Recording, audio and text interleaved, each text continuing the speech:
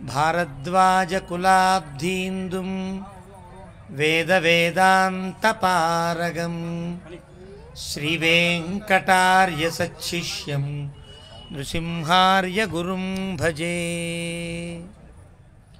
श्रीराघवं दशरथात्मजमप्रमेयं सीतापतिं रघुकुलान्वयरत्नदीपम् आजानुबाहुम् अरविन्ददलायतेक्षं रामं निशाचरविनाशकरं नमामि। मनोजवं मारुततुल्यवेगं जितेन्द्रियं बुद्धिमतां वरिष्ठं वातात्मजं वानरयूथमुख्यं श्रीरामदूतं శిరసా నమామి। భగవద్బంధులారా, భద్రాచల శ్రీ సీతారామచంద్ర మహాప్రభుల దివ్యానుగ్రహంతో 14 వస్తాను. సాయంకాలం ఏమాత్రం అవకాశం ఉన్నా వచ్చి ఆంజనేయ స్వామిని సేవిస్తాను అని చెప్పడం జరిగింది. కానీ ఇంతమంది ఆంజనేయ స్వామిని సేవిస్తాను అనుకోలేదు. చాలా ఆనందంగా ఉంది. నేనే వచ్చి ఆంజనేయ స్వామిని సేవించి వెళ్ళిపోతానేమో అనుకున్నాను. ఆంజనేయ స్వామి చాలా గొప్ప దైవం. దైవమా కాదు, ఒక అందమైన మాట చెప్పారు పెద్దవారు. దేవుడు ఎందుకయ్యాడు అంటే దాసోహమన్నాడు హనుమ, దైవమయ్యను పాదమహిమ అన్నాడు కవి. అంటే అర్థం, రామునికి ఎప్పుడైతే నేను దాసోహం అన్నాడో ఆయన కాస్త దేవుడైపోయాడు. రాముని విశ్వసించినటువంటి వారికి ఏ లోటు ఉండదు. లోటు ఉందేమో అనుకుంటాను. అలా రామచంద్ర ప్రభువుని సేవించిన వెంటనే విశ్వసించి జీవితాంతము ఆయన సేవలోనే గడిపిన మహనీయుడు ఆంజనేయ స్వామి. నిజానికి కిష్కింధాకాండ అని రామాయణంలో కాండ. బాల, అయోధ్య, అరణ్య, కిష్కింధ 4వ కాండ. 4వ కాండ వరకు రాముడంటే ఎవరో ఆంజనేయ స్వామికి ఏం తెలీదు. ఆంజనేయుడు అనే ఒక ఆయన ఉన్నాడు అని రాముడికి ఏం తెలియదు. వాల్మీకి రామాయణం ప్రకారంగా వచ్చాడు. పంపా తీరే హనుమత సంగతో వానరేణ. వాల్మీకి గొప్పతనం ఏమి అని అంటే కనుక శ్లోకాలు చాలామంది రాస్తాడు. వేదవ్యాస మహర్షి కొన్ని లక్షల శ్లోకాలతో పురాణాలన్నీ అందించారు. అవన్నీ ఒక ఎత్తు. వాల్మీకి రాసిన 24,000 శ్లోకాల రామాయణం ఒక ఎత్తు. ఎందుకు ఈ మాట అంటున్నానంటే తక్కిన కావ్యాల్లో చ, వై, తు, హి ఇలాంటి పదాలు అర్థం లేకపోయినా వాడేస్తారు కవులంతా. చవైతుహి చవైతుహి అని. ఆ పాదపూరణం కావాలనుకోండి, ఒక్కొక్క పాదానికి 8 అక్షరాలు కావాలి. 7 అక్షరాలే వస్తే వై అనో, తు అనో, హి అనో కలిపేస్తారు. దానికేం అర్థాలు ఉండవు. లోకంలో వాడండి తూచా తప్పకుండా పాటించాడండి అంటావా? ఏమిటా తూచా అంటే? శ్లోకంలో తు అనే ఒక చోట, చ ఒక చోట ఉంటాయి. ఆ తూకి చాకి కూడా అర్థం చెప్పగలిగితే వాడు తూచా తప్పకుండా అని అర్థం. ఒకసారి కాళిదాసు గారు కాశ్మీర్ దేశానికి వెళ్ళారు. అక్కడ ఆ ప్రాంతం వాడే, ఉజ్జయిని ప్రాంతం వాడు ఆయన. వెళితే కాశ్మీర్లో వేదవ్యాస భగవానుడి యొక్క విగ్రహం, పెద్ద విగ్రహం ఉండేది ఒకప్పుడు. చాలా పొట్టిగా ఉండేవారట, నల్లగా పొట్టిగా పెద్ద పొట్ట. పాపం ఆయన ఉండేవారేమో తెలియదు మనకి. చాలా గొప్పవాడై వేదవ్యాస మహర్షిని చూడగానే అందరూ నమస్కరిస్తారు. కాళిదాసు కూడా చాలా ప్రేమ. కాళిదాసు అంటే సామాన్యుడు కాదు కదా, కాళీ అమ్మవారి యొక్క ఉపాసకుడు, తన అనుగ్రహాన్ని పొందిన మహనీయుడు కదా. వచ్చి ఆ వేదవ్యాసుడి యొక్క బొడ్డులో, పెద్ద బొడ్డు ఉంది దానికి, బొడ్లో వేలు పెట్టాడు. పెట్టి ఊరుకుంటాడా కాళిదాసు? చమత్కారి కదా. ఈయన చకార కుక్షికి నమస్కారము అన్నాడు. ఆయన పొట్టకో నమస్కారం. పొట్ట నిండా చకారాలే. చకారాలంటే శ్లోకాల్లో చాచా ఎక్కువ వేసేస్తుంటాడే. చకార కుక్షినే నమో నమః అన్నాడు. దాంతో అందరూ ఆశ్చర్యపోయారు. వేదవ్యాస మహర్షి కోపం వచ్చింది. విగ్రహ రూపంలో ఉండేవారు బొడ్డులో వేలు పెట్టినటువంటి కాళిదాసు బొడ్డుని గట్టిగా పొట్టతో బిగించాడు. ఇరుక్కుపోయింది వేలు కాళిదాసు గారికి. వేదవ్యాస మహర్షి మాట్లాడాడు. కథే అయినా కాళిదాసు గొప్పతనం చూడండి. నన్ను చకార కుక్షి అంటావా, ఎందుకన్నావురా అని అడిగాడు. ఏమిటంటే మరి ప్రతి శ్లోకంలో చా చా చా ఎక్కువ పెడుతూ ఉంటారు అవసరం లేకుండా. చకారాలు కడుపు నిండా ఉన్నాయి కాబట్టి చకార కుక్షి అన్నానండి అన్నాడు. ఎక్కడ పెట్టానరా చెప్పు అని అడిగాడు. అడిగితే ధర్మరాజశ్చ భీమశ్చ నకులశ్చ అర్జునశ్చ తథైవ చ నకులః సహదేవౌ చ పంచైతే పతయ స్మృతాః ద్రౌపద్యాః పతయ స్మృతాః. ద్రౌపదీదేవికి 5 భర్తలు అని చెప్పాలి. ధర్మరాజు, భీముడు, అర్జునుడు, నకులుడు, సహదేవుడు, వీళ్ళ 5 భర్తలు అని చెప్పడానికి నువ్వు ఎన్ని చక్రాలు వాడావు? ధర్మరాజశ్చ భీమశ్చ నకులశ్చ అర్జునశ్చ తథైవ చ నకులః సహదేవౌ చ. 5కి 5 చక్రాలు పడతారు ఎవరన్నా? ఎలా చెప్పాలి? ధర్మరాజు, భీముడు, అర్జునుడు, నకులుడు మరియు సహదేవుడు కూడా ఆవిడికి భర్తలు అని చెప్పాలి. అన్ని చక్రాలు వాడతావా అని అడిగారు. అయితే కోపం వచ్చి మహర్షి అయినా కాళిదాసు గురించి బాగా తెలుసు. అయితే ఓ పని చేయరా, ఒక్క చకారం రాకుండా ద్రౌపదికి పాండవులు భర్తలు అవుతారని చెప్పగలవా నువ్వు అన్నాడు. ఒక్క చకారం లేకుండా చెప్పడం కష్టం. కాళిదాసు చెప్తాను. నా వేలు తీసే ముందు బొడ్లో ఇరుక్కుపోయిందయ్యా అంటే విడగొట్టాడు. వేలు వచ్చేసింది, చెప్పాడు శ్లోకాన్ని. ద్రౌపద్యాః పాండుతనయాః పతిదేవర భావుకాః నదేవరో ధర్మరాజః సహదేవో నభావుకః. ఒక చకారం లేదు.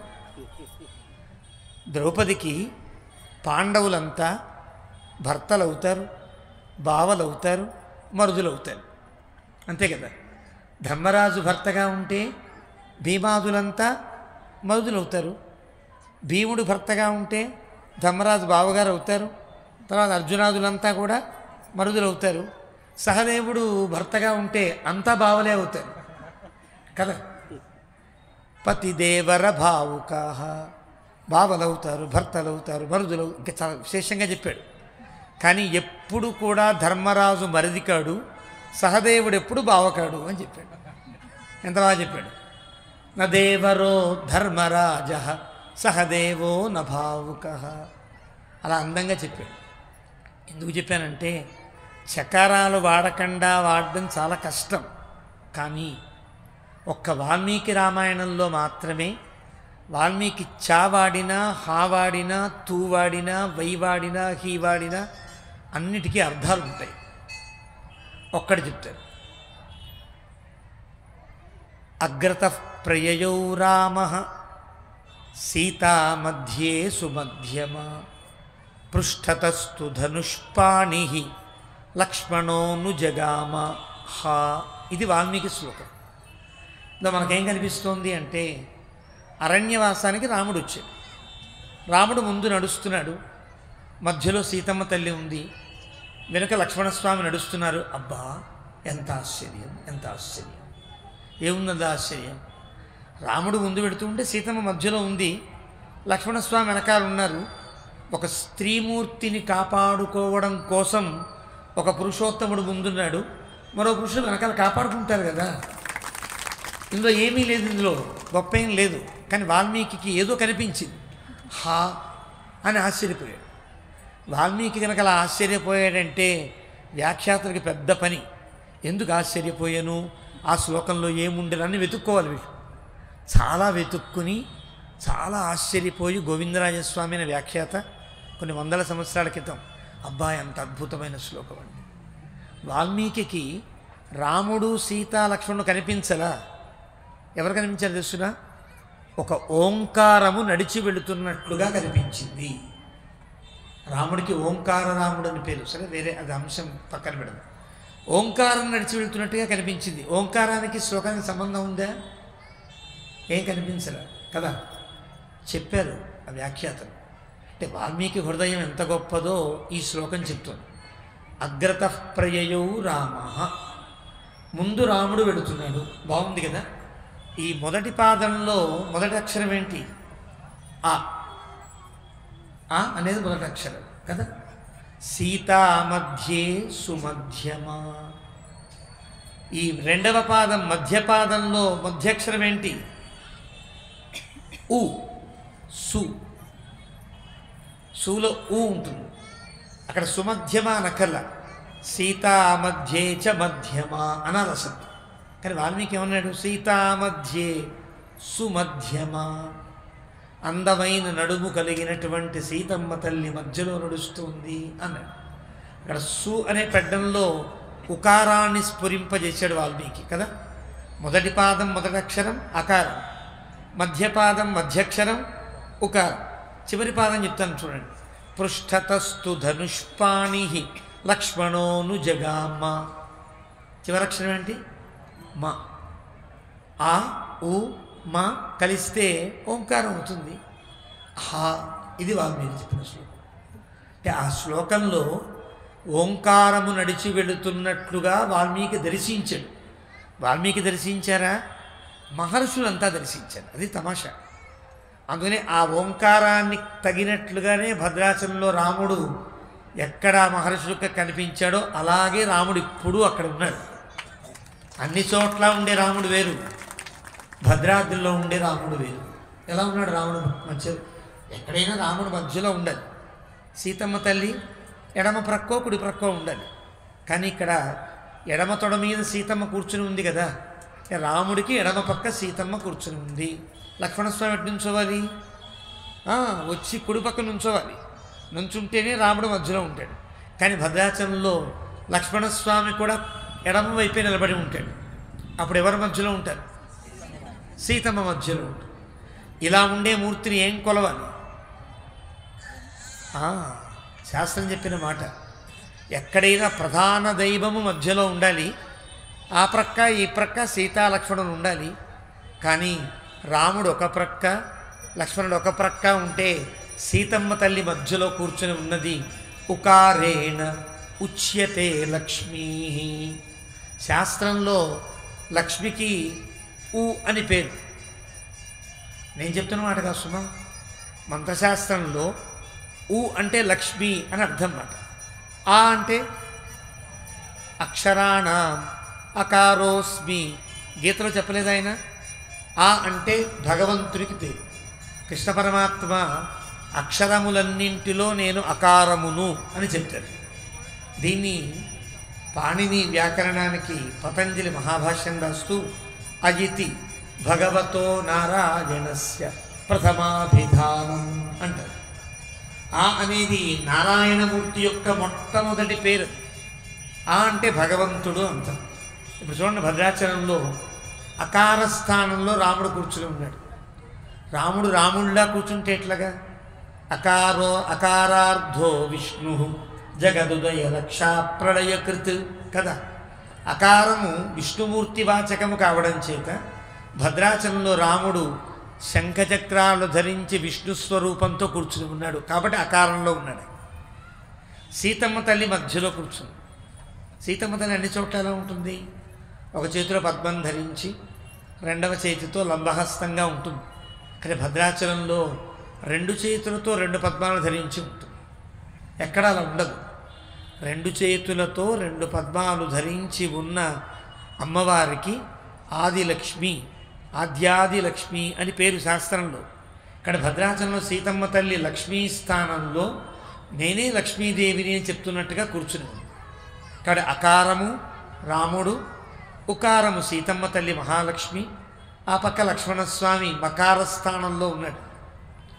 మనందరికీ మా అని పేరు సంస్కృతంలో, వేదాంతంలో, సాంఖ్యశాస్త్రంలో జీవులందరినీ మా అంటారు. చతుర్వింశత్యాత్మక, చతుర్వింశతి ఆత్మక. 25వ పేరు మనది, 24వ పేరు.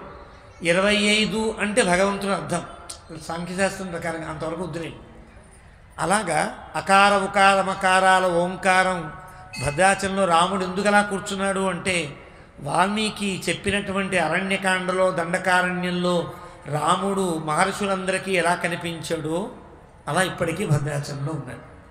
అది వాల్మీకి రామాయణంలో ఉండే శ్లోకాల్లో ఉండే గొప్పతనం. అలాంటి వాల్మీకి హనుమంతుడు కలిశాడు అన్నప్పుడు ఒక అందమైన మాట, పంపా తీరే హనుమత సంగతో వానరేణ హా అంటే అమ్మయ్య, ఇప్పటికి ఆంజనేయ స్వామి రాముడితో కలిశాడు. ఎంత గొప్ప, ఎంత ఆనందం, ఎంత ఆనందం. ఇది ఎందుకు ఆనందం? రాముడికి ఆంజనేయ స్వామికి కలిగిన సమాగమం కిష్కింధాకాండ ప్రారంభంలో కనిపిస్తుంది. రాముడు తతో మహద్వత్మ సుదూర సంక్రమం క్రమేణ గత్వా ప్రతికూల ధన్వరం అంటూ మెల్లగా అరణ్యం నుంచి కిష్కింధకి చేరాడు. దదర్శ పంపాం శుభదర్శ కాననాం అనేక నానావిధ పక్షిజాలక, వాల్మీకి అరణ్యకాండలో చివరి శ్లోకం. ఆ తర్వాత వెంటనే రాముడు కిష్కింధ పర్వతం దగ్గరికి వచ్చాడు. సుగ్రీవుడి పైన ఉన్నాడు. భయంగా చూస్తున్నాడు కొండ చెట్టు మీద నుంచి. మంచి దృఢకాయులు, విల్లమ్ములు ధరించారు. చూస్తేనేమో తాపసుల్లా ఉన్నారు, కానీ వాళ్ళకుండే కండలు, బలము, రాజసము చూస్తే క్షత్రియుల్లా ఉన్నారు. కాబట్టి తాపసుల వేషం వేసుకున్న క్షత్రియులన్నా కావాలి, తాపసులే క్షత్రియులుగా మారిపోయారో ఏదో అవ్వాలి. కానీ వీళ్ళేది సామాన్యులు కారు వీళ్ళు. కాబట్టి ఎవరో భయం కలిగింది. ఎందుకు భయం కలిగింది? వాలికి ఆ ఋష్యమూక పర్వతాన్ని ఎక్కి సుగ్రీవుణ్ణి దండించే అధికారం లేదు. ఆ పర్వతానికి ఎక్కితే తల పగిలి చనిపోతాడు అని మతంగ మహాముషి శాపం. కాబట్టి తను రాలేక మమ్మల్ని సంహరిద్దామని ఇద్దరు విల్లమ్ములు ధరించిన వాడిని వాల్మీకే పంపిస్తున్నాడు అనుకుని భయపడి పాపంలా అటు ఇటు ప్రచారాలు చేస్తూ దిక్కు తోచకుండా ఉంటే అప్పుడు ఆంజనేయ స్వామి ప్రత్యక్షం అవుతాడు మనకి రామాయణంలో. అప్పటిదాకా రామాయణంలో ఆంజనేయ స్వామి ప్రత్యక్షం కాడు. ఏమిటి బాధపడుతున్నావు, ఎవరో వస్తున్నారు చూసావా అంటే తేలిపారా చూచాడు హనుమంతుడు. వాళ్ళు ఎవరో తెలియట్లేదు, నన్ను ఏదో చేయడానికి వస్తున్నారు, కాబట్టి ఏం చెయ్యాలి ఇప్పుడు? నువ్వు హాయిగా ప్రశాంతంగా నేను వెళ్ళి వాళ్ళతో మాట్లాడొస్తాను అని కొండ దిగుతున్నవాడు ఇలా వెడితే సరిగ్గా సమాధానం చెప్తారో చెప్పరో, ఒక యతీశ్వరుడు రూపంలో కనుక వెడితే సరిగ్గా సమాధానం చెప్తాడు అని చక్క త్రిదండాన్ని ధరించి కాషాయాన్ని ధరించి అలా వెళ్ళాడు హనుమంతుడు. మీకు భారతంలో ధర్మరాజు కూడా విరాటరాజు కొలువులోకి వెళ్ళడానికి తరుణ త్రిదండ రూపధృక్ అని అంటారు. త్రిదండ సన్యాసాన్ని తీసుకుని వెళితే సాత్వికమూర్తి కాబట్టి అబద్ధం చెప్పకూడదని నియమం ఉంది కాబట్టి అబద్ధం చెప్పకుండా రాముడు నిజం చెబుతాడని అలాగా పరివ్రాజక రూపధృత్ అలా సన్యాసి వేషంలో రాముడు దగ్గరికి వచ్చాడు. చూస్తే సన్యాసి కదా, రాముడికి నమస్కరించాలనిపించి చూస్తే అంత తేజస్సుతో ఉన్నాడు. అడిగాడు, చాలా ప్రశ్నలు అడిగాడు. మనకు ఆ శ్లోకాల్లో ఏం తమాషా ఏం తెలీదు. సుమారు 7-8 శ్లోకాల్లో హనుమంతుడు మాట్లాడతాడు. మాట్లాడితే లక్ష్మణస్వామి గబగబా మాట్లాడబోతుంటే లక్ష్మణస్వామిని ఆపి జాగ్రత్తగా మాట్లాడు. వచ్చిన వారు ఎవరో తెలుసునా? ఆయనకి ఋగ్వేదం బాగా వచ్చు, యజుర్వేదం బాగా చదివేశాడు, సామవేదాన్ని ఇష్టం వచ్చినట్టుగా కిందకి పైకి చదివేశాడు. నా సామవేద విదుష నా ఋగ్వేద వినీతస్య నా యజుర్వేద ధారిణ నా సామవేద విదుష శక్యమేవం ప్రభాషితు.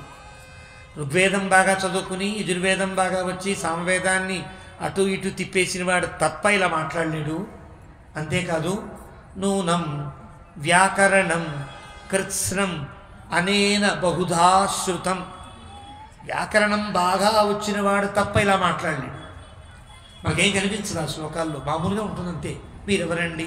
మీ చేతులు చూస్తే క్షత్రియుల చేతుల్లా ఉన్నాయి, చూస్తేనేమో విల్లమ్ములు ధరించారు, కొప్పులు చూస్తే మా మహర్షుల్లా ఉన్నారు, మీరు మహర్షులా లేదా క్షత్రి? ఇంతే అడిగాడే.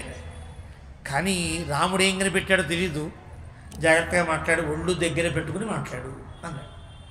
మాట్లాడితే హనుమ చాలా వినయంగా, రాముడండి, దశరథుని కుమారుడండి, వాళ్ళ తమ్ముడండి, అహం అస్య అపరోభ్రాత, నేను ఈయనకి చిన్న తమ్ముణ్ణి, అంటే భరతుడు తర్వాత వాడిని అర్థం, చిన్న తమ్ముణ్ణి, నేను ఈయనకి దాసుడిని అని చెప్పాడు. మొట్టమొదటి మాట లక్ష్మణస్వామి, నేను ఈ దాసుడిని. ఎందుకు దాసుడు? అన్నయ్య తమ్ముడి. పోనీ ఎంత వయసు తేడా ఉంది? అన్నయ్యకు 10 ఏళ్ళు పెద్దవాడై ఉండి 10 ఏళ్ళు చిన్నవాడై ఉంటే అన్నయ్య దగ్గర గౌరవించవచ్చు. లక్ష్మణస్వామికి రాముడికి ఎంత తేడా? 18 గంటల తేడా. ఇప్పట్లో 3 ఏళ్ల పెద్దన్నయ్యనే ఒరేయ్ అని పిలిచే సంస్కృతి మనం కదా. 18 గంటలు ఒక్కరోజు ముందు పుట్టాడంతే రాముడు. రాముడు పునర్వసులో పుట్టాడు, ఈయన ఆశ్లేషలో పుట్టాడు. మధ్యలో పుష్యమి నాడు భరతుడు పుట్టాడు కదా. మధ్యాహ్నం రాముడు పుడితే రాత్రిలోపుగా ఈయన పుష్యమి నాడు ఈయన పుడితే మర్నాడు మధ్యాహ్నం కల్లా ఈయన పుట్టాడు. ఇంత 18 గంటల తేడాలో లక్ష్మణస్వామి నేను ఈయనకి దాసుణ్ణి, ఎందుకు దాసుణ్ణి అయ్యానో తెలుసునా నీకు? గుణైహి దాస్యముపాగత. ఈ రాముని యొక్క ఈ అన్నయ్య గారి యొక్క గుణములకు లొంగిపోయి దాసుణ్ణయ్యాను తప్ప ఈయన పెద్దవాడు నేను చిన్నవాడిని, ఈయన బలవంతుడు నేను బలహీనుణ్ణి ఇలా కాదు. రాముని గుణాలు అలాంటివయ్యా అనుకు నేను దాసుణ్ణి అయిపోయాను అని మాట్లాడాడు. హనుమంతుడు వేషాన్ని తీశాడు, కొండెక్కుదాం రండి అన్నాడు. సుగ్రీవుడి దగ్గరికి వెళ్ళి తీసుకువెళ్ళాను. మీరు చెరో భుజం మీద కూర్చోండయ్యా, కొండంతా ఎక్కాలంటే కష్టం, బాగా నడిచి అలిసిపోయారు అని రూపాన్ని పెద్ద చేసి చక్కగా కూర్చోబెట్టుకు తీసుకుని వెళ్ళాడు. ఫస్ట్ రాముణ్ణి మోసిన వాహనం. అందుకనే రామదూత అని పిలవడానికి ముందు రామరథము అంటారు హనుమంతుడు. రథం అనే శబ్దానికి వాహనం అని అర్థం. అలా తీసుకుని వెళ్ళాడు. తీసుకుని వెళితే రాముడి గురించి చెప్పాడు. సుగ్రీవుడు ఆనందించాడు. గబగబా ఒక చెట్టు, పెద్ద చెట్టు ఉంటే పూలతో ఉన్న చెట్టు పీకి రాముడిని కూర్చోవడానికి సింహాసనం వేసేసాడు. లక్ష్మణస్వామికి ఏం మర్యాద చేయలేదు. ఎవరన్నా ఇద్దరు కలిసి వస్తే 2 కుర్చీలు వేసి ఇద్దరు కూర్చోండయ్యా అనాలి, లేదా ఆయనకి పెద్ద కుర్చీ వేసి చిన్న కుర్చీ వేసి మీరు కూర్చోండయ్యా అనాలి కదా. పోనీ రాముడికి కాఫీ ఇచ్చి టీ అన్నా ఇవ్వాలి కదా. రాముణ్ణి కూర్చోబెట్టాడు. లక్ష్మణస్వామిని పట్టించుకోలే. గబగబా హనుమంతుడు ఒక్క దూకి వెనక్కి ఒక చందనం వృక్షాన్ని, మంచి అద్భుతమైన చందనం వృక్షాన్ని పీకి లక్ష్మణస్వామికి వేసి కూర్చోమని ప్రార్థన చేశాడు. రాముడికేమో మామూలు చెట్టు సుగ్రీవుడు వేశాడు. రామాయణంలో సుమా కొత్తగా కథ చెప్పట్లనే. లక్ష్మణస్వామికేమో హనుమంతుడు చందనం వృక్షాన్ని వేసి కూర్చోబెట్టాడు. రాముడికి ఇది మనసులో పడింది. రాముడు ఎప్పుడు పాఠాలు చెప్పడు, ఎవ్వరికీ హితాన్ని ఉపదేశించడు, మాటలే చెప్తాడు. భరతుడు కూడా వస్తే చిత్రకూటానికి, భరతుడా రాజ్యాన్ని ఎక్కావు కదా, జాగ్రత్తగా పరిపాలిస్తున్నావా, ఉద్యోగులకు సరిగ్గా జీతం ఇస్తున్నావా, ఇలాగే అడుగుతాడు. జీతాలు సరిగ్గా ఇస్తున్నావా, మంచిగా పనిచేసిన వాడికి బోనస్ ఇస్తున్నావా లేదా, ఇలా అంటాడు తప్ప సరిగ్గా జీతాలు ఇయ్యి, బోనస్సులు ఇయ్యి, జాగ్రత్తగా చూచుకో అని ఆదేశాలు ఇవ్వడు రాముడు. ఎక్కడ రామాయణంలో రాముడు ఆదేశించినట్టుగా కనిపించదు, బతిమిలాడుతున్నట్టుగా కనిపిస్తుంది. పాఠాలు చెప్పడు కానీ గుణపాఠాలు చెప్తాడు. ఎలా చెప్పాడో 2-3 సందర్భాలు. ఒక సందర్భం హనుమంతుడి సందర్భం తెలుసుకుందాం. సుగ్రీవుడు ఎప్పుడైతే తనకి మాత్రమే ఒక కుర్చీ, ఒక సింహాసనాన్ని వేసి లక్ష్మణస్వామిని మరిచాడో, ఎలాగైనా లక్ష్మణుడి యొక్క విలువ విడికి తెలియాలి అనుకున్నాడు మనసులో. అంతే. హనుమంతుడు ఎలాగో గుర్తించాడు. హనుమంతుడి గొప్పతనం తనకు తెలుసు. సుగ్రీవుడికి గుణపాఠం చెప్పాలి అనుకున్నాడు రాముడు. సరే కాసేపు మాట్లాడుకున్నారు, స్నేహాన్ని పొందారు. ఇలా ఉందయ్యా అన్నారు. సరే వాళ్ళని యుద్ధానికి పిలువు, నేను చంపేస్తాను అన్నారు. మంచి ఉత్సాహంతో సుగ్రీవుడు కిష్కింధ దిగాడు. వచ్చాడు, ఋష్యముఖం దగ్గర దిగి కిష్కింధకు వచ్చి వాళ్ళని పిలిచి జబ్బలు తరిస్తే వాలి వచ్చాడు. ఇద్దరు హోరాహోరీ కొట్టుకున్నారు. వాలి చాలా బలవంతుడు. సుగ్రీవుడి ముందు దెబ్బలు తింటున్నాడు, అరుస్తున్నాడు, పరిగెత్తుకుంటూ వచ్చి ఋష్యముఖం ఎక్కేశాడు. ఎక్కేస్తే నిన్ను నమ్ముకుని వెళ్ళానయ్యా, వాడు సాగుగొట్టేశాడు, నువ్వు కనీసం భయమన్నా పెట్టలేదు కదా, ఏమిటి రామ ఇలా చేశావు అంటే, రాముడు అబద్ధం చెప్పాడా నిజం చెప్పాడా మీరు ఆలోచించండి. మీరిద్దరూ ఒక్కలాగే ఉన్నారయ్యా. నేను పొరపాటుగా నిన్ను కొట్టాను వాళ్ళనుకుని స్నేహానికి భంగం చేసిన వాడిని కానా?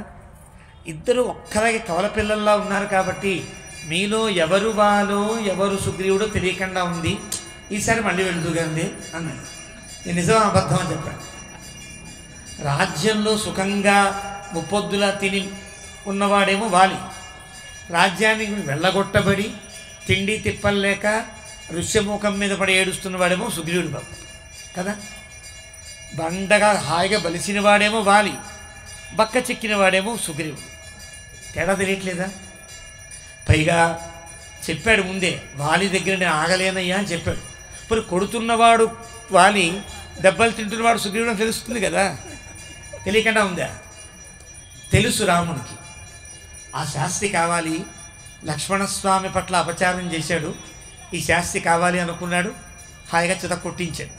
వచ్చాడు, గుర్తుపట్టలేకపోయాడు. ఓ పని చేయి, నీకు ఒక మాలిక వేస్తాను మెడలో, మాలికలు ధరించావనుకో, ఓహో పూల మాలిక ధరించినవాడు సుగ్రీవుడు కాబట్టి ధరించని వాడిని చంపేయచ్చు నేను అనుకుంటాను అన్న. అలాగే ఓ పూలమాలిక వెయ్యి అన్నాడు. లక్ష్మణ ఓ పూలమాలిక వెయ్యి అతనికి అన్నాడు. లక్ష్మణస్వామి దగ్గర తల వంచి పూలమాలిక వేయించాడు. అది రాముడు గొప్పతనం. ఊరికే కాదు, తల వంచితే కదా వెయ్యాలి. తల వంపించజేసి వంచేటట్లుగా చేసి పూలమాల. అప్పుడు ఎంత బాగున్నావయ్యా రాముడి మాట. శుభ్రంగా ఒళ్ళంతా దెబ్బలు, చితక్కొట్టేశాడే. కొడితే ఎంత అందంగా ఉన్నావు, ఈ పూలమాలతో అందంగా ప్రకాశిస్తున్నావు, ఇప్పుడు వెళ్ళు అన్నాడు. అదొక గుణపాఠం కదా. సీతమ్మకు ఒక గుణపాఠం చెప్పాడు. సరే మళ్ళీ పిలుస్తారు, అప్పుడు వస్తారు. లక్ష్మణస్వామి ఆంజనేయ స్వామి చేసినటువంటి ఆ మర్యాదకి రాముడు ఆంజనేయుని పట్ల కృతజ్ఞతాభావంతోనే ఉండిపోయాడు. ఎప్పటికీ తెలుసునా, తాను అవతారం చాలించడానికి యుద్ధకాండలో సీతమ్మను చూచొచ్చిన తర్వాత, చాలా ఉపకారం చేసిన తర్వాత హనుమంతుడిని కౌగిలించుకుని రాముడు ఒక మాట అంటాడు, నీకేం ఇవ్వగలను, నీకు ఇంకా ఏమి ఇచ్చే అవకాశం నా దగ్గర ఏం లేదు. నువ్వు చేసిన ఉపకారానికి, ఒక్కొక్క ఉపకారానికి ఒక ప్రాణాన్ని ఇచ్చేయాలి నీకు. నా దగ్గర ఉన్నవి 5 ప్రాణాలే. నువ్వు చేసిన ఉపకారాలు చాలా ఉన్నాయి కదా.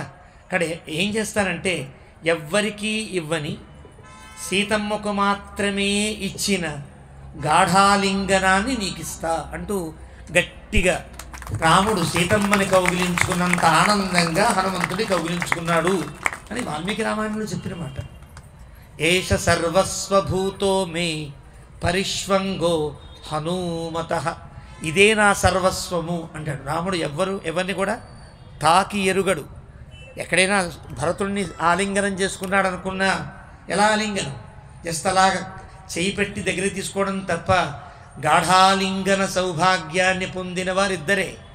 సీతమ్మ తల్లి భార్యగా, అంతకు మించిన భక్తుడిగా హనుమంతుడు. అందుకని మన పెద్దలు రామాంజనేయులు కౌగిలించుకున్నటువంటి చిత్రాలని గతంలో ఇళ్లలో పెట్టుకునేవారు. ఇప్పుడు రకరకాల దేవుళ్ళు, రకరకాల ఫోటోలు వచ్చి అసలైన ఫోటోల్ని మానేస్తున్నాం. కానీ అది చాలా గొప్ప సన్నివేశం. ఎందుకు గొప్ప సన్నివేశం? హనుమంతుడు ఎవరు? శివస్తు హనుమాన్ స్వయం. ఉమాసంహిత చెప్తున్నాం. సాక్షాత్ పరమశివుడే తనకుండే రామభక్తిని నింపుకుని, రాముడికి పరమశివుడిగా ఉండి ఎలా సేవ చేస్తాడు కనుక, పరమశివుడిగా ఉండే లేకర్త. రాముడేమో మానవావతారాన్ని ధరించాడు. ఇక్కడ మానవావతారాన్ని ధరించబోయే రాముడికి మళ్ళీ తను సేవ చేయడం కోసం పరమశివుడే హనుమంతుడై అవతరించాడని ఉమాసంహిత చెబుతాం. వాళ్ళిద్దరూ కౌగిలించుకున్న ఫోటో అంటే ఎలాంటి ఫోటో అది? ఒక ఆయన భగవంతుడు, ఒక ఆయన భక్తుడు, లేదా ఒక ఆయన శ్రీ మహావిష్ణువు, ఒక ఆయన పరమశివుడు కదా. వారి కలయిక చాలా గొప్పది. హనుమంతుని జీవితం అంతా రామచంద్రమూర్తి కోసమే గడిపిన జీవితం. ఒక కవి చాలా అందంగా చెప్పారు, చతుర్ధజ పంచమగ దృష్ట్వా ప్రథమ సంభవాం తృతీయం తత్ర నిక్షిప్య ద్వితీయమతరద్ధరి అన్న శ్లోకం. ఇందులో మనకేం కనిపించదు. ఇందులో 4వ వాడికి పుట్టినవాడు, 5వ దాంట్లో ప్రయాణించినవాడు, మొదటి దానికి పుట్టిన ఆవిడ్ని చూచినవాడు, 3వ దాన్ని అక్కడ పెట్టినవాడు, 2వ దాన్ని దాటిచ్చినవాడు, ఆయన హనుమంతుడికి నమస్కారము అంటారు. ఎంత బాగుంది శ్లోకం. చతుర్ధజ అంటే 4వ వాడు ఎవరు? పృథివీ అప్ తేజో వాయు. 4 అంటే వాయుదేవుడు. వాయుదేవుడికి పుట్టినవాడు చతుర్ధజ. పంచమగ, పంచమమేది ఆకాశం కదా, ఆకాశంలో వెళ్ళినవాడు. దృష్ట్వా ప్రథమ సంభవాం, ప్రథమ మొదటిదేది భూమి కదా. పృథివ్యప్తేజో వాయురాకాశాల్లో పృథివీ మొదటిది, భూమి కూతురెవరు? సీతమ్మ. దృష్ట్వా ప్రథమ సంభవాం, మొదటి దానికి పుట్టిన వాడిని చూచినవాడు, ఆవిడ్ని చూచినవాడు. తృతీయం తత్ర నిక్షిప్య, మూడవ దాన్ని అక్కడ పెట్టినవాడు. మూడవది ఏది? అగ్ని. ఎక్కడ పెట్టాడు? లంకలో పెట్టాడు కదా. ద్వితీయమతరద్ధరి, రెండవ దాన్ని దాటి వచ్చాడు. రెండవది ఏది? నీళ్లు, అప్పు. పృథివీ, అప్, తేజో, వాయు, ఆకాశములన్నీ ఎవరి హ్యాండ్ ఓవర్లో ఉంటాయి? హనుమంతుని హ్యాండ్ ఓవర్లో ఉంటాయి. అంటే పంచభూతాములను కూడా శాసించగలిగేవాడని చెప్పడం కోసం తమాషాగా శ్లోకాన్ని మనకు అందిస్తారు. హనుమంతుడు రామకథలో చాలా ప్రధానమైన భూమిక. రామచంద్రమూర్తి తరువాత అంతగా మనం కొలిచే సాధారణంగా వాల్మీకి రామాయణంలో 24,000 శ్లోకాలు ఉంటే సుమారు 2,000 పైచిలుకు శ్లోకాలున్న సుందరకాండ అంటే ఎంత ఇష్టం మనకి. వాల్మీకి కూడా అన్నిటికీ అన్ని పేర్లు పెట్టి సుందరకాండ హనుమంతుని పేరు పెట్టాల. తమాషా. బాలకాండ రాముని బాల్యమంతా సాగిన కాండ బాలకాండ, అయోధ్యలో గడిపిన ధర్మచర్చ అంతా అయోధ్యాకాండ, అరణ్యంలో గడిపిందంతా అరణ్యకాండ, కిష్కింధా ప్రాంతం అంతా కిష్కింధాకాండ, యుద్ధం చేసిందంతా యుద్ధకాండ. మన సుందరకాండ ఏంటి? ఏమో, కథకి ఆ పేరుకి సంబంధం లేదు కదా. అద్భుతమైన కాండ. ఆ కాండలో ఎవరు ప్రధాన భూమిక? రాముడు కనిపించడు, సీతమ్మ కనిపిస్తుంది చివరిలో కదా. మధ్యలో కనిపించినా పెద్దగా ఏమి ఉండదు. ఒక్క హనుమంతునే మొత్తం ఆ సుందరకాండ అంతా కనిపిస్తాడు. కాబట్టి దానికి సుందరకాండకి తర్వాత ఉండే కవులంతా హనుమద్విజయ కాండ అని ఒకరు, లంకాదహన కాండ అని ఒకరు, సాగర లంఘన కాండ అని రకరకాల పేర్లు పెట్టారు. కానీ వాల్మీకి మాత్రం సుందరకాండ అని పేరు పెట్టారు. అంటే హనుమంతుని యొక్క సుందరకాండ అంతా చూస్తే ఎలా బతకాలో తెలుస్తుంది, ఎలా తరించాలో తెలుస్తుంది. నిజానికి సముద్రాన్ని దాటాలి. 100 యోజనాల సముద్రం. ఒక్కొక్క యోజనం ఒక లెక్క ప్రకారంగా 8 మైళ్ళు వేసుకుంటే 100 యోజనాలంటే 800 మైళ్ళు అనుకుందాం. 800 మైళ్ళ దూరం సముద్రం మీద దాటాలి. ఊరికి అక్కడక్కడ మజిలీ చేసి వెళ్ళే అవకాశం లేదు కదా. హనుమంతుడు ఎలా వెళ్ళాడు? తన యొక్క పరాక్రమంతో వెళ్ళాడా? వెళ్ళలా. వెళుతూ మొట్టమొదటిగా ఒక మాట అంటాడు. వీడంతా పొగిడిన తర్వాత శరీరాన్ని పెంచి సముద్రాన్ని దాటాలి అనుకుంటూ పెదవి విప్పి ముందుగా మాట్లాడిన మాట ఒక మాట. యథా రాఘవ నిర్ముక్త శరః శ్వసన విక్రమ గచ్చేత్ తద్వత్ గమిష్యామి లంకాం రావణ పాలిత. ఎంత వినయమో చూడండి. రాముడు ఒక బాణాన్ని తీసి విల్లుకు ఎక్కుపెట్టి ఆ బాణాన్ని గనక సంధిస్తే ఆ బాణం రాముడు ఎక్కడికి వెళ్ళాలని కోరుకున్నాడో అక్కడికే వెళుతుందా, ఎక్కడ ఆగిపోతుందా? ఆగదు కదా. అలాగే యథా ఏ విధంగా అయితే రాఘవ నిర్ముక్త రాముడు విడిచిన బాణము లక్ష్యాన్ని ఛేదిస్తుందో అలా నేను రాముడి యొక్క బాణమునై లక్ష్యానికి వెళుతా. అంటే వెళ్ళేది తనే అయినా బాణం ఎప్పుడు తనే వెళుతుంది. కానీ నేనే వెళ్ళాను, నేనే చంపాను అంటుందా? బాణం వెళ్ళడం ఎవరి చేతిలో ఉంటుంది? వేసిన వాడి చేతిలో ఉంటుంది. అంటే వేసినవాడు ఎంత వేగంగా వేస్తే అంత వేగంగా వెళుతుంది. ఏ లక్ష్యానికి గురి చేస్తే ఆ లక్ష్యానికి వెళుతుంది. నేను రాముడి చేతిలో బాణం లాంటి వాడిని అంటే అర్థం ఏమిటి? నేను ఒక వస్తువుని, రాముడే నన్ను నడిపించేవాడు, నన్ను గెలిపించేవాడు రాముడే అన్నాడే. ఈ భావనకి సుందరము అని పేరు.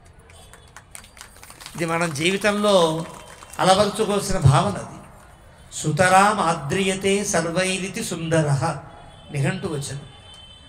ఎప్పుడు మనం అందరి చేత ఆదరించబడతాం? పెద్దల దగ్గర వినయ విధేయతలతో ఉండగలిగితే మనం ఆదరించబడతాం. పెద్దలంటే ఎవరు? అమ్మ, నాన్న, గురువు గారు, వయసులో పెద్దలు, జ్ఞానాన్ని బోధించిన వారు. ఇలా పెద్దల విషయంలో వినయాన్ని గనక నేర్చుకోగలిగితే మనం జీవితంలో ఎన్నో విజయాలు పొందుతాము అని చెప్పడానికి హనుమంతుని యొక్క ఒక్క మాట నిదర్శనంగా పెద్దలు చెప్తున్న మాట. అంత వినయవంతుడు. ఎంత గొప్పవాడు! మళ్ళీ రాముడే మెచ్చుకున్నంత గొప్పవాడు. పోనీ రాముడిని పక్కన పెట్టిద్దాం. ఈయన దాసత్వం చేస్తున్నాడు కాబట్టి ఆయన మెచ్చుకున్నాడంటే ఈయన పని చేస్తున్నాడు, ఈయన మెచ్చుకుంటున్నాడు. ఇలా కాదు. యుద్ధకాండలో ఒక సందర్భంలో ఇంద్రజిత్తు భయంకరమైన బాణాన్ని ప్రయోగిస్తాడు. అందరూ పడిపోతారు. రాముడు, లక్ష్మణుడు మొత్తం అంతా కూడా కింద విగత జీవులై పడిపోతారు. ఆ బాణం యొక్క ప్రభావం ఎలాంటిదో తెలుసునా? సరిగ్గా 6 గంటలు గనక గడిస్తే ఇంకెవరు లేవరు. అంటే యుద్ధం అయిపోయిందనే ఇంద్రజిత్తు వెళ్ళిపోయాడు లంకకి. ఇంకా అయిపోయింది వాడు పని, ఇంకా వాడు లేచే అవకాశం లేదు, మనం జయించాము అని ప్రకటించేసుకున్నారు. వాడు లోపల బ్రహ్మాండంగా ఉత్సవాలు చేసుకుంటున్నారు వాడు లంకలో. రాముడు అంతా పడిపోతే 2 మాత్రమే మెలుకుని ఉన్నారు. యుద్ధంలో పాల్గొనని విభీషణుడు, ఒక హనుమంతుడు, 2 మేలుకున్నారు. పాపం కాగడాలు పట్టుకుని ఎక్కడ రాముడు ఉన్నాడు, ఎక్కడ లక్ష్మణుడు వెతుక్కుంటూ యుద్ధభూమి అంతా తిరుగుతూ వస్తే ఒక దగ్గర జాంబవంతుడు మూలుగుతూ కనిపించాడు. జాంబవంతుడు కూడా చాలా గొప్ప వ్యక్తే. ఆయన మీద కొద్ది ప్రభావమే ఉంది, ఆ వస్త్ర ప్రభావం. రాముడి మీద పూర్తి ప్రభావం, లక్ష్మణస్వామి మీద పూర్తి ప్రభావం. సుగ్రీవుడు అంతా పడిపోయారు. ఒక జాంబవంతుడు కాస్త వేలుకుని ఉన్నాడు, అతగుండే బ్రహ్మ యొక్క వరం చేత. గబగబా వెళ్ళి విభీషణుడు కాగడపడు, తాత ఎలా ఉన్నావు అని అడిగాడు. ఏమన్నది? బాగున్నాను ఆయన. మా రాముడు ఎలా ఉన్నాడు, మా సుగ్రీవుడు ఎలా ఉన్నాడు, ఇది కదా అడగాలి. అడగకుండా నాయన హనుమంతుడు బతుకున్నాడా? ఒక్కసారి ఆశ్చర్యపోతాడు విభీషణుడు. ఒకసారి ఈడికి అర్థం కాదు. హనుమంతుడు తల వంచుకుని ఉంచుంటాడు అంతే. వాల్మీకి చెప్తున్న చిత్రణ, ఏం తాత నీ రాజైన సుగ్రీవుడు ఉన్నాడా అని అడగాలి. మనందరికీ ప్రభువైన రాముడు ఎలా ఉన్నాడు అని అడగాలి. లేదా రాముడు చాలా ఇష్టపడే లక్ష్మణస్వామి ఎలా అడగకుండా హనుమంతుడు అవుతావేమిటి అంటే ఆయన ఒక శ్లోకం చెప్తా. హనుమత్ ఉజ్జితే ప్రాణే, హనుమంతుడు కనుక ఒక్కడు ఉంటే మనమంతా బతుకుతాము. హనుమంతుడు కనుక ఒక్కడు లేకపోతే అని చెప్పడు పాపం, మనం అర్థం చేసుకోవాలి. హనుమంతుడు ఒక్కడు. అప్పుడు హనుమంతుడు వెంటనే వంగి జాంబవంతుడు కాళ్ళు పట్టుకుని, తాత నేనున్నాను వెంటనే చెప్తాడు. సంజీవుని పట్టుకొస్తాడు. వేరే నిమిషం అది హనుమంతుడు అండి. అంత హనుమంతుడు అంత పొగిడాడు కాబట్టి ఆ తాత అనలే. ఆయన కాళ్ళ మీద పడి వందే చరణం తస్య, పాదాల మీద పడి నమస్కరించి, తాత నేనున్నాను, నేను ఏం చేస్తే నా ప్రభువు మేలుకుంటాడు, అది హనుమంతుడు గొప్పతనం సరే చెప్పాడు. ఈ హనుమంతుని యొక్క చరిత్ర అది. రాముణ్ణి క్షణకాలం కూడా విడవకుండా ఉండే హనుమంతుడు. హనుమంతుని పట్టుకుంటే రాముడు అక్కడ ఉంటాడు. సాధారణంగా లోకంలో రామభజన ఎక్కడ జరుగుతుందో అక్కడ హనుమంతుడు ఉంటారు, అదొక పద్ధతి. కానీ హనుమంతుడిని పట్టుకుంటే రాముడు అక్కడే ఉంటాడు. హనుమంతుని యొక్క ఆలయం అంటే అందులో గ్రామాల్లో చిన్న చిన్న తండాల్లో చిన్న కొండల మీద ఆంజనేయ స్వామి మూర్తిని ఎందుకు పెట్టేవారు పెద్దలు? ఆంజనేయుడు ఉంటే రక్ష. ఆయన ఎక్కడ రక్షించాలనుకుంటే తనకు తానే బండల మీద కొండల మీద వెలుస్తాడు. పూర్తిగా వెలవక్కర్లా, సగం వెలిసినా చాలు. మన ఆలయంలో సగమే ఉన్నాడు ఆయన, పూర్తిగా ఉన్నాడా? వెనక పక్క వీపేమని కనిపిస్తుందా మీకు? లేదు. దీన్ని అర్ధచిత్రం అంటారు. ఆగమంలో ఆభాస చిత్రములు, పూర్ణ చిత్రములు, అర్ధ విగ్రహములు అంటారు. అర్ధ విగ్రహాలు ఆరాధనకి యోగ్యాలు కావు.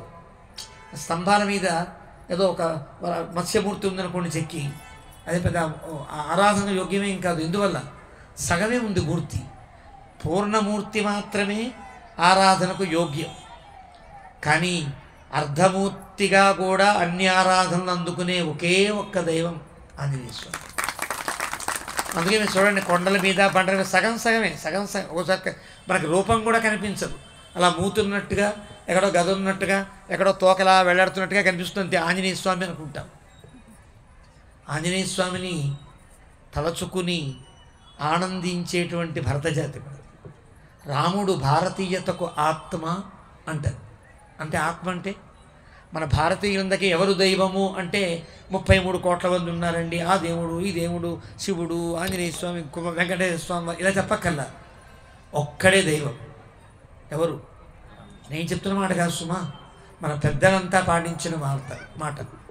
భారతీయులందరికీ ఒకే ఒక్క దైవం ఆత్మస్థానీయం రాముడే. భారతీయతకు ఏది లక్షణ గ్రంథము అంటే రామాయణమే.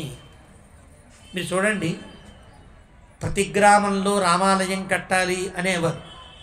ఇప్పుడైతే వెంకటేశ్వర, నృసింహ, మరొకటి వేణుగోపాల చాలా వచ్చాయి. కానీ ప్రతి గ్రామంలో రామాలయం ఉండి తీరాలి నియమం. గ్రామార్వణ పద్ధతి అని ఒక పద్ధతి ఉంది. ఇంకా ముగించి చాలాసేపు అయిపోతుంది. గ్రామార్వణ పద్ధతి అంటే అర్థం గ్రామాన్ని కట్టుకోవాలి అనుకున్నాం. ఎలా గ్రామమును కట్టుకొనవలెను? ముందు ప్రశ్న. ఆ పద్ధతి శాస్త్రంలో ఉంటుంది. ఎక్కడైతే నీటి వసతి అంటే జీవనది యొక్క మంచి చెరువు ఉంటుందో అక్కడ మీరు గ్రామాన్ని కట్టుకోండి. ఎంతమంది నివసించదలుచుకున్నారో అంతమందికి తగినట్లుగా ఒక ప్రాంతాన్ని ఎన్నుకోండి. దాన్ని సమతలంగా ఉండేట్టు చూసుకోండి.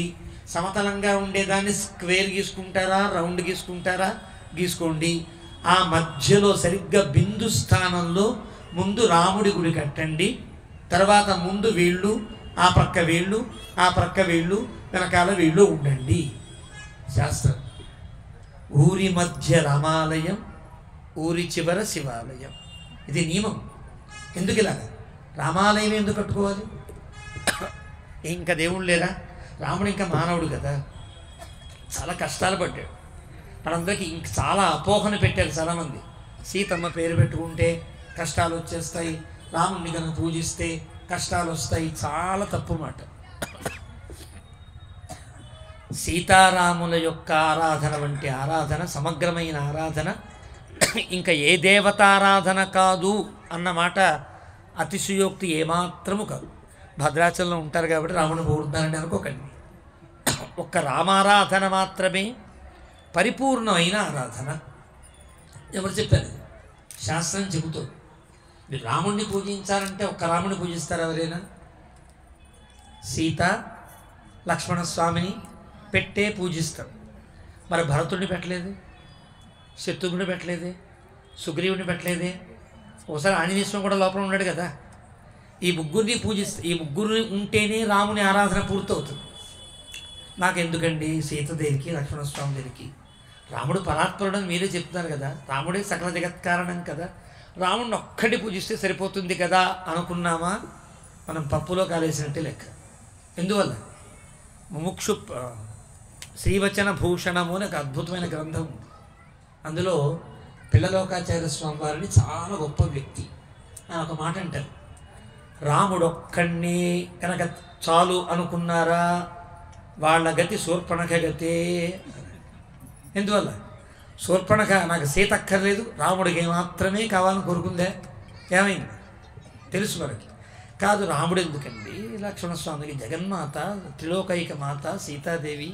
సీతాదేవి మాత్రమే చాలు నాకు అనుకున్నావా?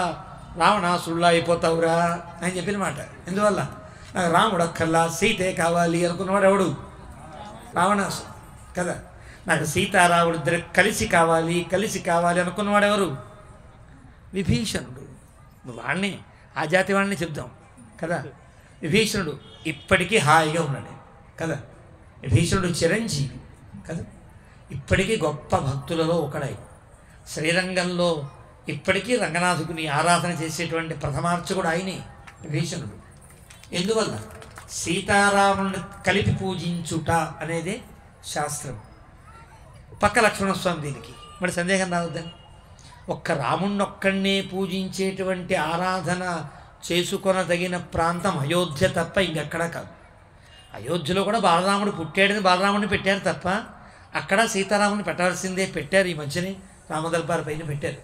ఒక్క రాముణ్ణి ఆరాధించడానికి వీలు లేదు, ఒక్క సీతను మాత్రమే ఆరాధించడానికి వీలు లేదు, కేవలం సీతారాముణ్ణి మాత్రమే ఆరాధించడానికి కూడా వీలు. లక్ష్మణస్వామితో పూజించాలి. ఎందుకు లక్ష్మణస్వామి పూజించాలి? రామాయణాన్ని చూస్తే కనుక సీతమ్మను విడిచి రాముడు ఏడాది పాటు కొంచెం కష్టపడుతూనో ఆనందపడుతూనో ఉన్నాడు. ఏడాది ఉన్నాడు కదా. కానీ లక్ష్మణస్వామి వెళ్ళిపోయిన తర్వాత రెండవ రోజే వెళ్ళిపోయాడు రాముడు అంతే అక్కడి నుంచి. లక్ష్మణస్వామి ఎప్పుడైతే తన నుండి వెళ్ళిపోయాడో ఇంకా రెండో రోజు ఇంకా ప్రాయోపవేశం చేశాడు రాముడు. సరియోగా వెళ్ళిపోయాడు. లక్ష్మణస్వామి లేని రాముడు ఒక్క రాత్రి కూడా గడపడు. ఇది వాల్మీకి రామాయణంలో మాటే సుమా. వాల్మీకి రామాయణంలో ఒక తేన వినా నిద్ర నలభతే రామ వాల్మీకి చెప్తాడు. లక్ష్మణస్వామి లేనిదే రాముడు ఒక్క రాత్రి నిద్ర కూడా పోడు.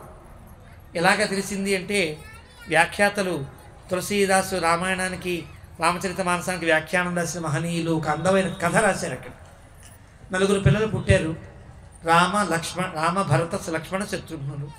చక్కగా అందరినీ కూడా ఉయ్యాల్లో వేశారు.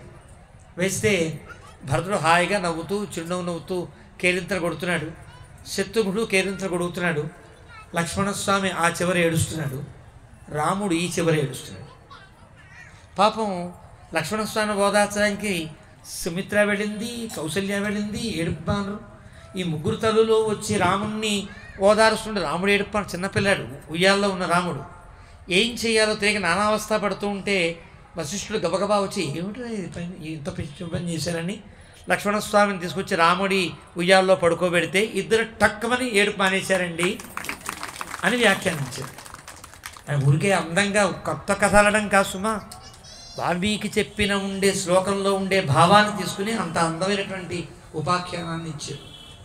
లక్ష్మణస్వామితో పాటే ఆరాధించాలి. ఇది సమగ్రం ఎందుకు అవుతుంది? వెంకటేశ్వర స్వామి సమగ్రం కాదా? శివుడు సమగ్రం కాదా? సుబ్రహ్మణ్యుడు సమగ్రం కాదా? కృష్ణుడు సమగ్రం కాదా? కాదు. ఎందువల్ల? మనం నిత్యము పూజించతగినటువంటి వాళ్ళు సజీవులై ఉన్నవారు 3 ఉన్నారు.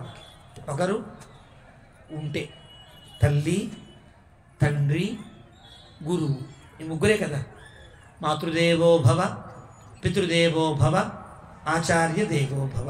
అతిథి దేవో భవ అనేది సమాజాన్ని ఉద్దేశించి ఈ 3 నిత్యం పూజించాలి. ఈ 3 కూడా ఒక పీఠం మీద పెట్టి పూజించే ఆరాధనమే రామారాధన. రాముడు తండ్రి స్థానంలో ఉంటాడు. మనకి తండ్రే, జగత్తుకు కూడా పితాయి కదా. చతుర్ముఖేశ్వరముఖై పుత్ర పౌత్రాదిశాలిని నమస్సీతా సమేతాయ రామాయ గృహమేధిని. రాముడు గొప్ప కుటుంబీకుడండి. రాముడికి ఒక కుమారుడు ఉన్నాడు, బ్రహ్మదేవుడు. ఆయనకు ఒక కుమారుడు ఉన్నాడు, పరమశివుడు. ఆ తర్వాత చాలామంది సంతానం ఉందండి, పెద్ద కుటుంబం అండి. ఆయన చతుర్ముఖ ఈశ్వరముఖై పుత్ర పౌత్రాదిశాలిని. అంటే బ్రహ్మ, రుద్ర వీళ్ళంతా కూడా రాముని యొక్క సంతానం అండి. అంటే మీకు నవ్వు రావట్లా? రాముడు ఎప్పుడు పుట్టాడు? బ్రహ్మ ఎప్పుడు పుట్టాడు? రాముడు పుట్టిందేమో త్రేతాయుగంలో, అది కూడా ఎప్పుడో 24వ మహాయుగంలో. అంటే కాదండి, రాముడనే పేరు ఎవరికో వృద్ధాహారీత స్మృతిలో చెప్తాడు మహర్షి. రామ అంటే రాముడి పేరు కాదు, అది ఈ దశరథుని కుమారుడి పేరు కాదు. రామ అంటే ఎవరి పేరు? నిజంగా రాముడనే పేరు దశరథుని కుమారుడికే కనుక రాముడు అనుకుంటే పరమశివుడు ఎలా జపం చేస్తాడండి? పార్వతీదేవి అడిగితే 1000 శ్లోకాలు చెప్పడం కష్టంగా ఉంది, 1000 నామాలు పలకడం కష్టంగా ఉంది, కొంచెం ఈజీగా చెప్పవా అని అడిగింది ఆవిడ కదా. కేన ఉపాయేన లఘునా విష్ణోహ నామ సహస్రకం అంటే శ్రీరామ రామ రామేతి రమే రామే కదా పరమశివుడు చెప్పాడు. మరి పరమశివుడు శ్రీరామ రామ రామ అని ఎప్పటి నుంచి ధ్యానం చేస్తున్నాడు? ఆయన రాముడు పుట్టిన దగ్గర నుంచా? రాముడు పుట్టక ముందు నుంచా? పుట్టక ముందు నుంచి. మరి ఎవరి పేరు రాముడు అంటే? దానికి శాస్త్రకారులు నిర్వచనాన్ని ఇచ్చారు. రమయా మోదతే నిత్యం సరామ ఇతి వై స్మృత. రమ అనే దేవితో ఎల్లప్పుడూ ఎవరైతే విరాజిల్లుతూ ఉంటాడో, రమ అంటే ఎవరు? లక్ష్మీదేవి. లక్ష్మీదేవితో ఎప్పుడు విరాజిల్లేవాడికి రాముడని పేరు. ఇది హారీత స్మృతి ఎత్తున్న మాట. అది రాముడంటే. ఆ పేరు వశిష్ఠుడు, రహస్యమైన పేరుని వశిష్ఠుడు ఈ రాముడికి పెట్టాడు. నేను ఇంకో చిన్న తమాషా పాపేస్తానండి, చాలాసేపు అయిపోయింది పాపం. మీరు ఇప్పటిదాకా కూర్చున్నందుకే చాలా ఆనందంగా ఉంది. తమాషా ఏమీనంటే, రాముడి కోసం అయోధ్య సాకేత నగరాన్ని ఏర్పాటు చేయాలి, ఒక రాజధాని ఏర్పాటు చేసుకోవాలి అనుకున్నాడు కకుత్స్థుడు అనే రాజు. అంటే రాముని యొక్క వంశములలో ముందున్నవాడు, కకుత్స్థ అని పేరు ఆయన. ఆయన సమయంలో వశిష్ఠుడు పురోహితులుగా ఉండి ఇక రాజధాని కడదాం, రాజధానికి ఏం పేరు పెడదాము అని అడిగాడు. అడిగితే ఈ రాజధానికి ఏం పేరేంటి? అయోధ్య అని పేరు పెట్టాడు. ఎందుకు అయోధ్య అని పేరు? వేదంలో అయోధ్య అనే పేరు వైకుంఠానికి పేరు. దేవానాం పూరయోధ్య తస్మిన్ హిరణ్యయే కోశే త్రియారే త్రిప్రాతిష్ఠితే. వేదం చెప్తుంది దేవతలందరికీ రాజధాని అయిన, దేవతలందరి పుట్టుకకు కారణమైన, జగత్కారణముండే ప్రదేశమునకు అయోధ్య అని పేరు. కాబట్టి అక్కడ ఉండే భగవంతుడు ఇక్కడ పుట్టబోతున్నాడు రా నీ తరాల్లో, నీ వంశంలో.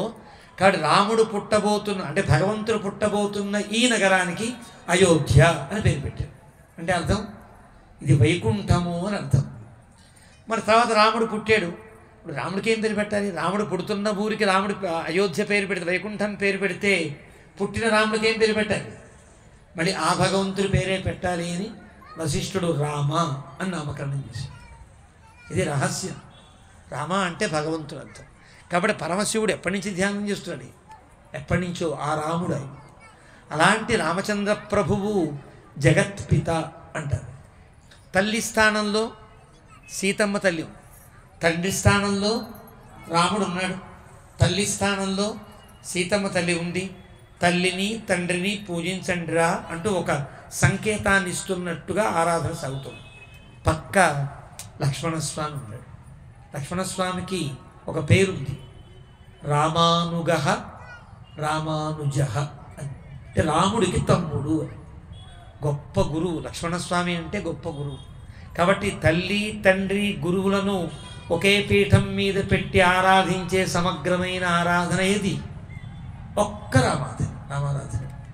కాబట్టి రామారాధన చేసినవాడు కాబట్టే హనుమంతుడు దాసోహమన్నాడు హనుమ దైవమయ్యను పాదమహిమ. అలా హనుమంతుడు మనందరికీ గొప్ప సందేశాన్ని, గొప్ప జీవన విధానాన్ని, భగవంతుడి దగ్గర వస్తు రూపంగా ఉండండి. నేను ఒక వస్తువుని భగవంతుడు నడిపిస్తున్నాడు అనే భావనతో ఉండండి. ఉంటే క్రమక్రమంగా నాలోనే భగవంతుడు ఉన్నాడు అనే భావన కలుగుతుంది. ఇంకా క్రమక్రమంగా ఉంటే అద్వైత స్థితి కలిగి నేనే ఆ రాముణ్ణి అనే అభిప్రాయం కలగడం సామాన్యమైన మాట కాదు. విష్ణు పురాణంలో ప్రహ్లాదుడు ఎంత భక్తుడు! ప్రహ్లాద నారద పరాశర పుండరీకాని భక్తులందరినీ చెప్పాలంటే ఫస్ట్ పేరు ప్రహ్లాదుడే. ప్రహ్లాదుకి ఇంత భక్తి నేర్పిన నారదుడు కూడా సెకండ్ కదా. ప్రహ్లాదునే ముందువాడు కదా. మహాభక్తుల్లో ప్రహ్లాదుడు ఒకడు. అలాంటి ప్రహ్లాదుడు మంచి హరిభక్తులై ఉంటే ఒకసారి మహర్షులు వచ్చి, ప్రహ్లాద నువ్వు భగవంతుడి యొక్క అనుగ్రహాన్ని పొందినవాడివి కదా, నృసింహ ఉపాసకుడివి కదా, ఈ జగత్తంతా ఎలా పుట్టింది, ఎవరి వల్ల పుట్టింది, దాని కథ చెప్పవా అని అడిగితే ఏం చెప్తాడు చూసినా? ఒకసారి ఆ ధ్యానంలో ఉండి నన్ను ఎవరు అనుకుంటున్నారా, నేనేరా భగవంతుణ్ణి, నేనేరా ఈ లోకాలని పుట్టించిన వాడిని అని చెప్తాడు ప్రహ్లాదు. ఆశ్చర్యం కలుగుతుంది. తర్వాత కాసేపు కుదిపిన తర్వాత భగవంతుడు అంటాడు. ఏమి ఏ స్థితిని పొందాడు ప్రహ్లాదుడు? తాదాత్మ్య స్థితి. తన భక్తుడని తెలిసినా ఎప్పుడైతే తాదాత్మ్యాన్ని పొందాడో అప్పుడు తాను భగవంతుడిగా అయ్యాడు. అద్వైతానికి విశిష్టాద్వైతానికి తేడా ఏంటి? తదేకంగా జపించి తదేకమై ఆయనే సర్వము అనుకుని గనక ఆ భావన పెరిగిపోతే అది అద్వైతం. నేను భక్తుణ్ణి, ఆయన భగవంతుడు నాలో ఉండే నడిపిస్తున్నాడు అనుకుంటే విశిష్టాద్వైతం. ఆయన ఆదిశంకరుడు, ఈయన రామానుజుడు. ఏంటి తేడా కనుక? ఏమీ తేడా లేదు. మనం చూసే చిన్న చిన్న ఆచార వ్యవహారంలో చిన్న చిన్న తేడాలు ఉండవచ్చునేమో, కానీ ఆ మహనీయుల యొక్క భావంలో తేడాలు ఉండదు. విశిష్టాద్వైతాన్ని మనం ఆచరణలో పెట్టుకోమని ఎందుకు చెప్తారంటే, నేనే దేవుణ్ణి అంటే ఈ మధ్యకాలం ఒక బాబా గారు నేనే దేవుణ్ణి అని ఏమయ్యారో నాకు తెలుసు. నేనే దేవుణ్ణి అనే భావన నేను పొందుతున్నాను అనుకుంటే వీడు దుర్మార్గుడని లెక్క. అది పొందితే వీడికి ఏం తెలియదు వాడికి కదా. ఇక్కడ ఆ స్థితి పొందడం కష్టం. మనం ఏ జీవనంలో ఉన్నామంటే భగవంతుడు ఆరాధ్యుడు, నేను ఆరాధకుణ్ణి, నా జీవనం ఆరాధనగా సాగాలి అనుకుంటే అది విశిష్టాద్వైతం. ఇక్కడ హనుమంతుడు పదే పదే పదే పదే చూపించేటువంటి తత్వం ఏది అంటే రాముడు దేవుడు, నేను దాసుణ్ణి. ఎంత గొప్పవాడండి హనుమంతుడు! రాముడే మెచ్చుకుని నాకంటే గొప్పవాడు హనుమంతుడు రాముడే అన్నా కూడా పాదాల దగ్గరే కూర్చుంటాడు. రాముడి కంటే విద్య, రాముడి కంటే పరాక్రమం, రాముడి కంటే తేజస్సు, రాముడి కంటే అన్నీ ఎక్కువ ఉన్న రాముడి పాదాల దగ్గరే హనుమంతుడు కూర్చుంటాడే. ఎక్కడ లొంగాలి? మంచితనమునకు లొంగాలి. మంచితనం దగ్గర లొంగిపోతాడంతే హనుమంతుడు. ఇక్కడ మంచితనం అంటే మనం కనుక అలవర్చుకుంటే మనకి లొంగిపోతాడు. లొంగిపోవడం అంటే మనతోనే ఉంటాడు. ఇక్కడ ఆంజనేయ స్వామిని ఆరాధిస్తున్నాం బ్రహ్మోత్సవాలు అంటే ఆయనకి ఏదో ఒంటెని పెట్టి మళ్ళీ ఇంకో భార్యను తగిలించి కళ్యాణాలు చేసి ఇవన్నీ జరిగితే జరుగుతాయి కాక మన దగ్గర జరుగుతున్నాయా? ఉందా? లేదు, కానీ చేస్తున్నారు. పాపం హనుమంతుడికి పాపం ఆడగాలి తెలియదు పాప ఆయనకి.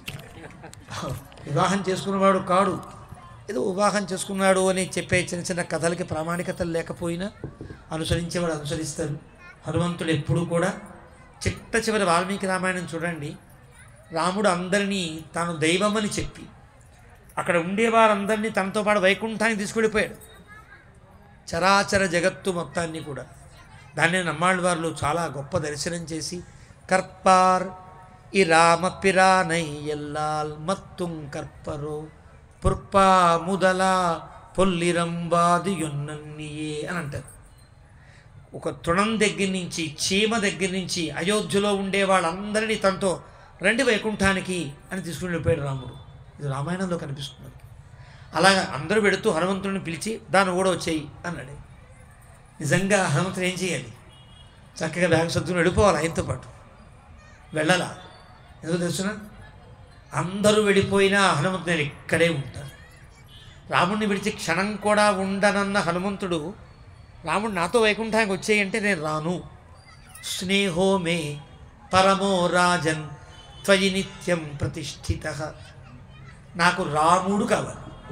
నువ్వు వైకుంఠానికి పెడితే 4 చేతులు 8 చేతులు పడుతుంది విష్ణుమూర్తి నారాయణుడు రాకెందుకు కదా రూపం. నాకు రామరూపమే కావాలి, రామనామమే వినిపించాలి. ఈ రామనామంతో రామరూపంతో ఈ భూమి పవిత్రం కావాలి అంటే నేను ఇక్కడే రామోపాసన చేస్తూ ఉంటాను అని ఉండిపోయిన వాడు హనుమంతుడు. అది హనుమంతుడి గొప్పతనం, అది రాముడి గొప్పతనం. అలాగా హనుమంతుడి కనుక పట్టుకుంటే రాముడు తప్పక అనుగ్రహిస్తాడు. రాముడు అనుగ్రహిస్తే ఏమొస్తుందండి? పక్కన సీతమ్మ ఉంది కదా, లక్ష్మీదేవి. సిరులిడ సీత పీడలెగజిమ్ముటకున్ హనుమంతుడు ఆర్తి సోదరుడు సుమిత్రసూతి దురితంబులు మానుప రామనామమున్ పన్నిన వజ్రపంజరోత్కలము గదా భవన్మహిమ దాశరథీ కరుణాపయోనిధి. మా భద్రాచల రామదాసు గారు అంటారు, నీకేం కావాలరా? డబ్బులు కావాలా? సీతమ్మ ఇచ్చేస్తుంది. సిరులిడ సీత. నీకు ఏ ఐశ్వర్యం కావాలన్నా ఇవ్వడానికి సిద్ధంగా సీతమ్మ తల్లి ఉంది కదా. సిరులిడ సీత పీడలెగజిమ్ముటకును హనుమంతుడు.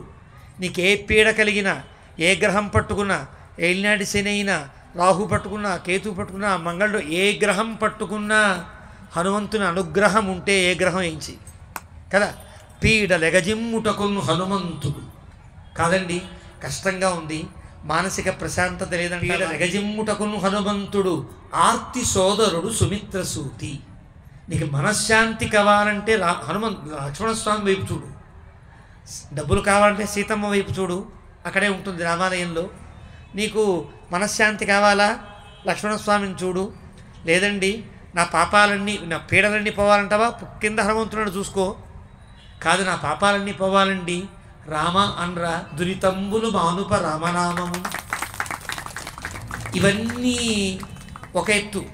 ఏదో ఈ లోకంలో బతకడానికి డబ్బులు అవి కావాలి, నాకు ఈ లోకమే అక్కర్లేదనుకుంటే రాముడు అక్కడే ఉన్నాడు. అన్నీ ఇవ్వగలిగిన వజ్రపంజరము కదా రామనవుని ఆరాధన అని రామదాసు గారు చెప్తారు. ఇక్కడ హనుమంతుడు ఉంటే సీతారామ లక్ష్మణులు అక్కడే ఉంటారు. అలాంటి హనుమత్ సన్నిధిలో మీరంతా ఉండి హనుమంతుని సేవ చేసుకునే మీ అందరికీ ఆ హనుమంతుడు నిత్యము ఆరాధించే రామచంద్ర ప్రభు సకల శుభాలను కలిగించుగాక. మీ అందరినీ కూడా మీకుండే కష్టాలన్నీ తీర్చి, మీ బ్రహ్మోత్సవములు అంటే మనం ప్రార్థించుకునే సమయాలు. తప్పులుంటే తప్పులు చేశారని చెప్పండి, ఏం పర్వాలేదు, రహస్యంగా చెప్పండి. పక్కవాడు చెప్తే పోలీస్ కేసు పెడతాడు, కానీ రహస్యంగా చెప్పుకోవచ్చు కదా. హాయిగా తప్పులు ఒప్పేసుకోండి. ఇంకా ఆ తప్పు చేయకుండా ఉండే ప్రయత్నం చేయండి. తప్పులు చేయనివాడు ఎవడు గొప్పవాడు కాదు, ప్రతివాడు తప్పు చేస్తాడు. తప్పు చేసి కూడా తప్పని తెలిసి ఇంకా ఆ తప్పు చెయ్యనని ప్రతిజ్ఞ చేసి మళ్ళీ ఆ తప్పు చేయకుండా ఉండేవాడే గొప్పవాడు. కాబట్టి తప్పులు ఎన్నో చేస్తుంటాం. బ్రహ్మోత్సవాలు చేయవలసిన పని ఏమి అంటే చాలా పొరపాటు చేసి ఉంటాను. అవన్నీ మన్నించు. ఇకనైనా క్రమక్రమంగా తప్పులు చేయకుండా ఉండేటట్టుగా నా జీవనాన్ని నేను గడుపుతాను. నీలా రామభక్తుడినై తరిస్తాను అని ఆంజనేయ స్వామి మొక్కోండి. మన జీవితాలన్నీ సుగమం అవుతాయి. జై శ్రీమన్నారాయణ. జై శ్రీ. నాకు ఈ అవకాశాన్ని ఇచ్చి కొంచెంసేపైనా రాముని గురించి గొప్పతనాన్ని లేదా హనుమంతుని వైభవాన్ని చెప్పుకునే భాగ్యాన్ని కలిగించిన ముఖ్యంగా మీ అందరికీ, తర్వాత మా వెంకటరమణాచార్య గారు, వారి పరివారం, ఉండే వైదిక సిబ్బంది అందరికీ ధన్యవాదాలు చెప్తూ, మీరు ఆలయానికి మీరు రావడం కాదు, ప్రతి పక్క ఇంటి వాళ్ళని, ఆ ఇంటి వాళ్ళని, ఈ ఇంటి వాళ్ళని ఈ ఆలయంకి వచ్చేటట్టుగా చేయండి. మనం ఒక్కడం వస్తే చాలు. మనం ఒక్కళ్ళు వెళ్ళామంటే 10 మందిని ఆలయానికి తీసుకువెళ్ళాలి. గోదాదేవి తిరుపాలు నేర్పింది అదే కదా. ఆవిడ ఒక్కతి లేచి 10 మందిని లేపుకుంటూ వెళ్ళింది అంటే అర్థమేంటి? 10 మందితో దేవాలయానికి వెళ్ళండి అని సందేశం. ఇక్కడ ఒక్కొక్కడం ఓ 10 మంది భక్తులను తయారు చేస్తూ ఉండాలి. గొలుసు కట్టులా ఆ 10 మంది ఇంకొక 100 మందిని తయారు చేస్తారు కదా. ఇక్కడ ఆలయాలు కళకళలాడుతూ ఉండాలి. మనం వస్తేనే ఆలయం, మనం వస్తేనే ఆలయంలో వైభవం ఉంటుంది. దేవుడు ఎప్పుడూ ఉంటాడు. కానీ మనం వస్తే మన కష్టాలు తీరుతాయి. మనం ఆలయానికి వెళ్ళడం నేర్చుకుంటే, పిల్లలకి నేర్పితే మన సనాతన ధర్మం హాయిగా ఉంటుంది. ఏం గొడవ పడక్కర్లేదు.